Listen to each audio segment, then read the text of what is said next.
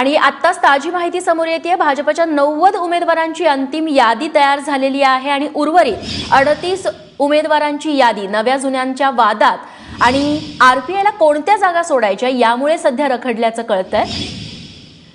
पिंपरी चिंचवडमधली ही परिस्थिती आहे। अधिक माहिती देण्यासाठी नाझीम मुल्ला आमचे प्रतिनिधी आता आपल्यासोबत आहेत। नाझीम, काय तपशील?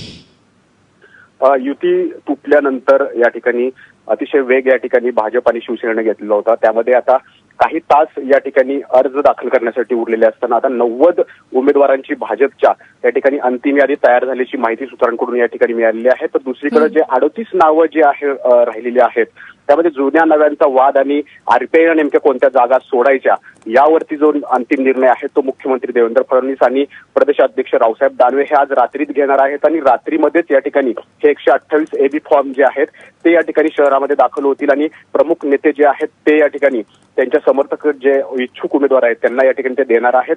तर दुसरीकडे शिवसेनेचे देखील या ठिकाणी 105 उमेदवारांची यादी जी आहे ती या ठिकाणी अंतिम झालेली आहे आणि उर्वरित जे 23 जागा राहिलेल्या आहेत त्यामध्ये पण देखील काही त्यांचा वाद अंतर्गत गटबाजीचा आहे। त्यामध्ये ते नावं जी आहेत ती या ठिकाणी राहिली आहेत। ते अध्यक्ष जे आहेत उद्धव ठाकरे हे त्याच्यावरती निर्णय घेणार आहेत, परंतु त्यांचे 128 AB फॉर्म जे आहेत ते या ठिकाणी शहरामध्ये दाखल झालेले आहेत। प्रमुख नेत्यांच्या हाती ते 128 AB फॉर्म आहेत। त्यामुळे आता हे AB फॉर्म कुणाला वाटले जाणार आणि आज आणि उद्यामध्ये जे काही उद्याच्या 3 वाजेपर्यंतची वेळ जी राहिलेली आहे त्यामध्ये नेमकं कोण आता या अर्ज भरणार याकडे सर्व पिंपरी चिंचवड शहराला लक्ष आहे। राजकारणातल्या सर्वांचं लक्ष याकडेच लागून राहिलेलं आहे। निश्चित नाझीम, धन्यवाद तुम्ही दिलेल्या माहितीबद्दल।